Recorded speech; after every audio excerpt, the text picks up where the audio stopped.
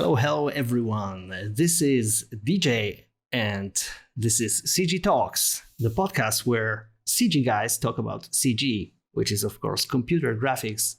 And we also sometimes digress to some tangents and things loosely related to CG. But the CG computer graphic imagery is our most exciting topic that we tackle from different angles. And today with us, I have Amiel, one of our staff, and we have a very, very special guest for today's episode, which is Louis du Mont, an animator, director, and an independent creator, right? Based in London. That's right, yeah. Mm-hmm. Great. Hi. So nice to meet you all. Super excited nice to have you on the call, on the show. We had some initial technical issues, so daily bread of every CG artist, I guess. Yeah. So we're kind of used to it, and finally we can have this talk. So I'm super glad that it worked out. And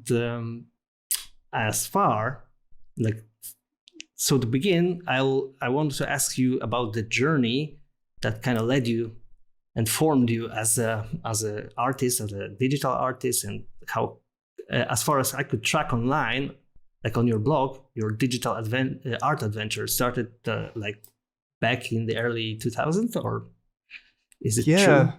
Yeah, that's quite a while ago now. Right. So could you tell us a bit about those ancient times and what really sparked you to become a digital artist? I suppose I got into animation, I think, in general through Flash, or Animate, as it's now called.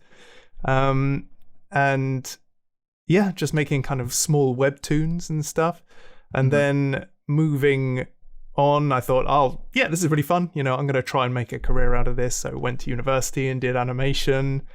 And then got a job in an advertising digital ad agency, just creating lots of, I guess, Flash portals when Flash portals were really popular. So these sort of rich media websites for loads of different companies and stuff. And I was just at the time completely boggled that I was getting paid for this kind of stuff, where it would just be, can you create some fun graphics for the front page of a website and we'll pay you X money a year or what have you. And I was just like, this is brilliant. This is absolutely fantastic. And throughout that process as well, I started learning 3D. And I kind of already had learnt some from university. And throughout, I guess still, the early 2000s, 3D started to become a bit more popular on the web. There was the ability to run sort of real-time 3D stuff, and I started doing more within the company I was working for, and eventually that sort of sidled off into its own little department. And in the meantime, I was kind of, I guess, working on the side with a few friends, doing like little projects here and there. And we eventually split off into a new company, and just started doing pretty much the same kind of thing. So we would be, I guess, the right-hand man to agencies and studios and stuff like that, producing 3D animations. And we just sort of went through a few companies, actually, some kind of more advertising and film directed, and then some a bit more CG and animation, which brings us to the current company I'm working in and director of, which is Weareformation, which is pretty much exclusively CG now. And over the last couple of years as well, we tried to just put the work we want to do on the website, so you don't get, if there's some calls coming in for other type of older work where it's like, can you do these kind of web banners for an international shipping company or something, and just be like, I don't do that kind of stuff anymore. That's fine. I want to do the stuff that I want to do now. Yeah, so you get to kind of call the shots with what you do this time. Yeah, exactly. And I think particularly over the pandemic, I mean, this is very, very thin silver lining, but my like expenses has gone way down because working from home and, studio, that we don't have like the big studio. We don't have lots of members on board and whatnot. So yeah, at the moment, I have a tiny bit of luxury when it comes to sort of choosing the kind of projects which is nice, which I like, and I kind of want to ride that as long as possible. So kind of became picky on what you want to do, and after, like you said, you began with Flash. It seems like already an obsolete kind of technology, but you dived into the 3D world, and it seems like so much more sophisticated in terms of the technicals, and I've seen like a little bit of your stuff online, and it seems like that you are interested in both like the artistic side of things and also like the technical ones, right? Like testing some VR stuff and doing experiments with different mediums. I just wanted to ask you which one of this like is closer to your heart, like the artistic side of things, or like figuring out how things are done in the technical side. Yeah, I think the technical side comes out of being bored quite quickly. Like working on larger projects and stuff, I really have to chop it up and give myself smaller milestones to get through to the completion of the project. But when there's something that, or like a job comes in where it's like, I could use motion capture for that. That would be pretty cool, but I don't have a motion capture suit. Maybe I could use 6 PlayStation Eye cameras, or just do crazy stuff like that, which is really, really fun because it's just problem solving. But yeah, I'd say I don't know. There's something very rewarding about trying to use like a bit of hardware, not necessarily how it was supposed to be used, or just exploring what can be possible on pretty low budgets as well. So yeah, things like I mean, we did a job quite a while ago now, which was for a Facebook game, and it was for basketball player. I've forgotten his name. It was in collaboration with Kia, and they wanted this basketball player to basically you play against the basketball player. Excuse me.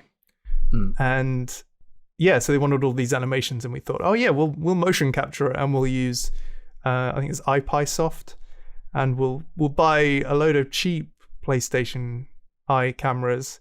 We'll set them all up in a grid, and we'll just motion capture stuff, and it'll be brilliant and super easy.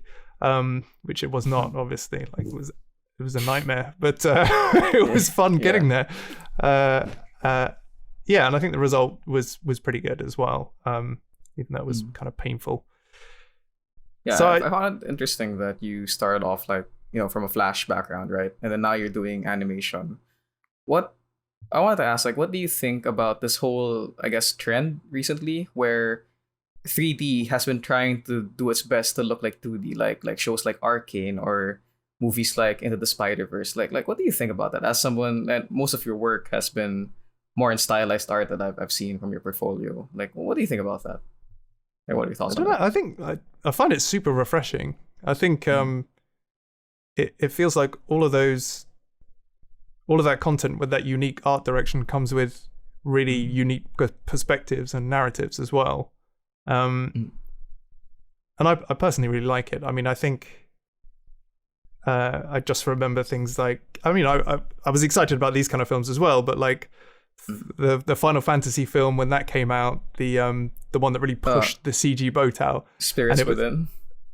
Possibly, yeah. The one I can just remember a kind of desert landscape, and you sort of like the camera orbited around this at the time, heavily realistic. I mean, it was stylized, but it was a bit uncanny valley. And yeah, things like Arcane was just brilliant. I love that stuff. And not that I want to discredit like photoreal artists or anything, but it feels like there's a certain uniqueness which is super appealing for me anyway. Yeah, I guess I just like the art direction I haven't seen before, maybe. Yeah. And going in line with, like, you know, you did mention a while ago that you get to like kind of pick your work now, right? What if someone came up to you and was like, hey, I want you to do like a 3D animation in the style of like old school Newgrounds Flash animation? Is that something you'll be like, oh, that's a cool challenge. I used to do Flash. Or is that like, that's not what I do now though? Like, well, yeah, I'd probably take that, definitely. Yeah. I think having been playing around with grease pencil in Blender and stuff, I'd take that as a challenge to do what I used to be able to do in Flash, but now in Blender.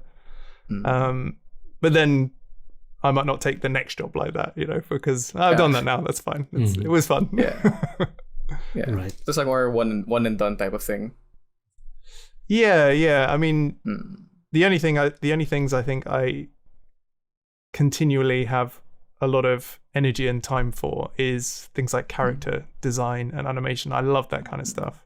And that's, again, what I kind of try and push front and center, like on the website and various social media channels and stuff. Yeah, I tend to push in that direction. So something from like a different side, looking at your work. You said you are running a small animation studio, right? An independent creation company, and artists, I think, find it hard, like very often hard to focus on the art side of things and also on the business at the same time. And I would want to ask you, what was your like recipe for success as an entrepreneur? If you could share some tips on that. I think I was very lucky to have started the company with like a founding partner, John Reedy, who was basically, I guess, managing director material. So he sorted out a lot of the stuff that I was pretty much hopeless with, including money and stuff. I'd want to do everything for free, and, you know, I'd want to scale the project up massively and generally reach, you know, create problems and unattainable goals. So yeah, for that I'm sort of hugely thankful. And a lot of the time that sort of buffered me a lot from the client, I suppose. And when I do work with agencies and stuff now, they're very much production companies in their own right. So again, there's a nice sort of buffer between you and the client. So you can just sort of do what you feel is best, and then someone can fight your corner for you, which is nice.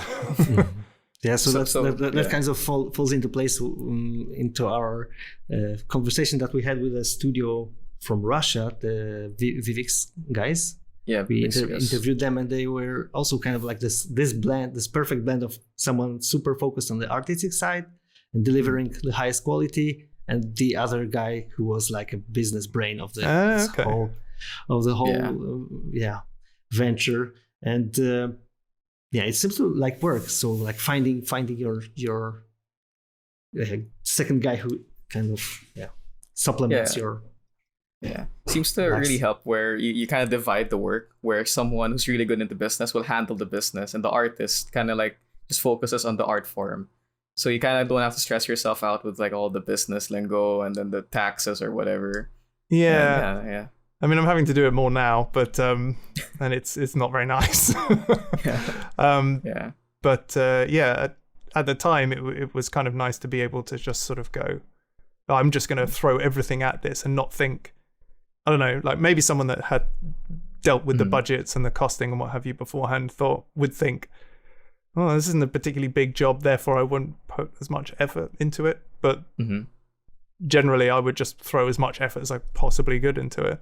Because I was unaware of the numbers. But and I think I brought that forward as well, because generally speaking, if a new job comes through the door, my first question would be, will I put this on a show reel? Will I put this on a portfolio?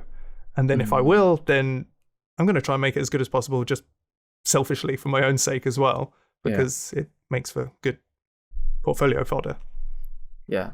So would you say, I guess, it's that you would only pick work that is worth your time, I guess, and you put it in that lens of like, okay, if it's gonna show up in my portfolio, then I have to do my best, because if I don't, it's just gonna make me look bad. I guess that's your mentality when it comes to like clients. But then starting out like a small animation studio, how do you get clients? Like, did you get it from like as your time building your name, and did you kind of just like follow you to your studio, or is it more like your business partner, like, hey man, we have a new studio, check out our work. You want some of this? Like, I think how does that go? I'd say it was 90% like networking and previous sort of contacts. So both me and my business partner were each started out individually in digital agencies, and we got, grew connections from there really. And then when we started our own venture, we already had those connections. And because we've moved out of those companies as well, it became very easy to offer the services back to those companies. And yeah, it worked out pretty well. I mean, we were able to, I feel, when we were individuals in the company, we weren't able to do things like suggest doing motion capture or buying a couple of more render computers and stuff like that, because it just wasn't, the system wasn't in place for that to happen. But outside of it, in a little remote unit, it worked really well, I think, for both parties. So I wanted to ask you about how do you keep, because you are sharing a lot of your knowledge and maybe experiments on your blog and on the YouTube channel that you run. How do you manage keeping up with the content and your daily work, like keeping the balance between these activities? I probably don't do it that well balance-wise. I'd say I'd still work late doing things, and I'll get wrapped into things, and then by the time I finish something, oh my god, I haven't eaten for like 12 hours, or I should really go to bed or something. So yeah, that part probably isn't overly healthy. But I'll be able to have a few things on the go, and at least context switch between them, so it doesn't get boring, or I don't get too exhausted. Yeah, so probably not overly healthy. I mean, that never really leaves. I mean, yeah, we're always gonna be sleepless artists at the end of the day. Yeah, but generally, you're doing quite well in the YouTube side of things. So maybe, yeah, even if it's not super healthy, at least it brings up some value to your audience, right? And I absolutely love the idea of passive income, just because I think everything I've done to date has just been like, okay, I'll cost for a job, job done, invoice of a job, then you get the money. But then what if like smaller amounts of money would just trickle in all the time? That would be amazing. And then you could kind of do whatever you want to do, and it kind of unlocks you from having to do stuff for certain clients and stuff. And I really like that idea. Of course, at the moment, with the YouTube stuff, the money that trickles in is tiny. So, but I still like it. It's kind of like whenever I play any kind of addictive game or something like that has some kind of currency based, and you see the interest pop up, and you get that kind of weird dopamine buzz. Yeah, this is strange, but yeah, I find it fun still, so I'll keep doing it. Yeah. But what would you say are like the best parts of like running your own company? Like, you work as a regular artist, you invoice, you give your work, and then you're running a YouTube channel, so a little bit of extra side income on the side. What gave you like the reason, I guess, to like start your own company? Like, what's the difference between that and running, I guess, as a freelancer with using your own name? Like, why go for a company? Why start one? And what are the best perks from that? I think initially just the people I went to university, we wanted to start a company. It was that kind of idealistic dream of like, oh yeah, we'll have our own studio, we'll have like arcade cabinets in the corner, it'll be brilliant. And the office view. Yeah, exactly. Yeah, and we kind of got to that point, where we were set up in a similar way, until COVID hit and everybody dispersed. But I think I guess I think sorry, I've lost my train of thought now. It's all right. I'd say that it's something where I'd prefer, I guess. I mean, there are financial benefits as well from being a sort of company, because you can sort of have a studio rate, and that's much more acceptable and much higher than that of a freelancer to agencies, as well as there's certain legal reasons too, I guess, because it's a different financial entity, and as well, like some jobs require you to have an insane amount of cover, so like indemnity cover and stuff like that, where you could, I don't know, whatever would happen, you accidentally slip or release some information by accident or whatever, and you're covered for like $10 million or something ridiculous. So yeah, I think those reasons, I suppose. Although I do like the individual side of it as well, and it feels like if you have those two things, one can be a bit more cold and corporate, and the other one can be a bit more personal and, I guess, risk takey. So you can just sort of create things that you wouldn't necessarily want an advertiser to see. I don't know what those things are. I'm not suggesting anything weird. Right. Yeah. And right now, everything being online, it's kind of like easy to view. But I think it's just a normal way of things that we have like these worlds, professional world and this, and they kind of blend together, right? And sometimes it's I guess it's fun because I remember you sign up to like a studio job, right? Like you sign up at like ILM or some big studio, and then you're gonna write a contract. You're gonna sign a contract, and they're like, oh, you're not allowed to make anything outside of work. If you do, we're gonna sue you, or if you say anything, we're gonna find out it's you, and we're gonna sue you. And I guess that's there's something cool about being able to do your own personal work and having complete control over the corporate side of your, I guess, career. Yeah, and I did a few stints in larger studios as a freelancer. I really didn't like it. It felt. I mean, doing the whole like in a line of excuse me, a line of desks. You're firing out 2 or 3 shots a day. You're going in to do dailies, and there's a large amount of changes coming through, and it just felt not soul crushing, because that's a bad word, but like because I loved the people there and stuff, but I guess just the flexibility of working within your own timelines, albeit perhaps with a bit of unhealthy working late habit and stuff like that. But just I don't know. It feels like for me anyway, it works a lot better. I'll take the uncertainty of where next month's rent and stuff's going to come from for that flexibility over going into a studio and working every day at a specific amount of time. And someone breathing down your neck, like, oh, when are you gonna pass that? Oh, I'll pass it in like 2 hours. Oh, you better. Probably that might be also, that feeling of more control over the project, right? Because right now you kind of like take more responsibility and control over the vision, how it's realized. And in the studio, it's probably you're working under some kind of supervision, and someone just is directing the thing, or. Yeah. Well, it depends on the role probably that you have in the studio, but it's generally more pipeline. Oh yeah, it was very much like that. I was part of a group of 50 CG artists, and we were all working on individual shots.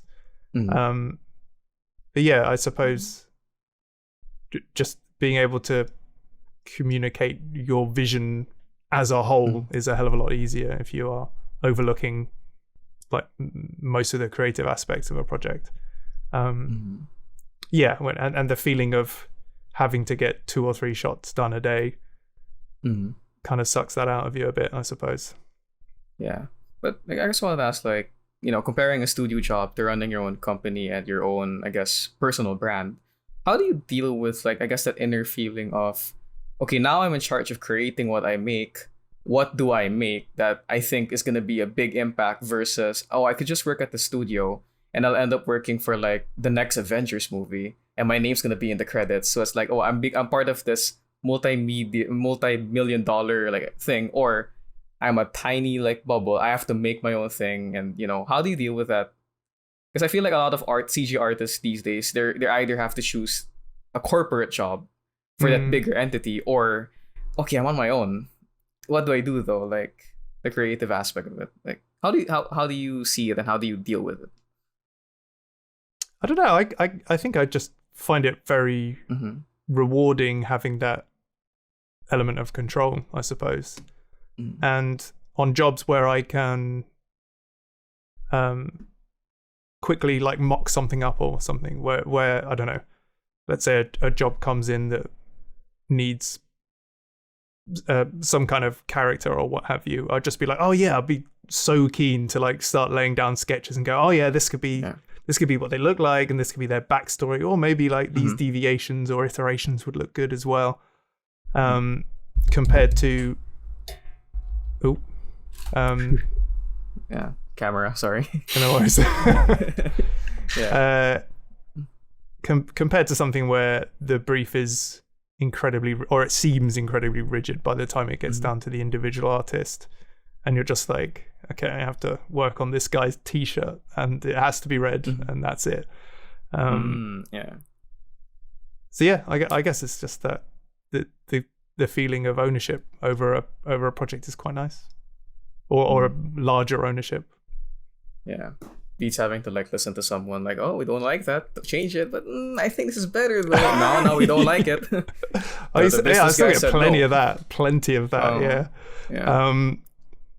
But I like the fact that particularly with tools like I originally used Lightwave 3D, which was really, really fast putting things together, and now Blender with Eevee, being able to put something that looks, you know, pull together some sort of scamps and rough mock-ups that look pretty much like the final thing, is really helpful, because people are like, oh well, that's it, that's the product, you're that's done. it? Like, We're done. Well, no, we're not done.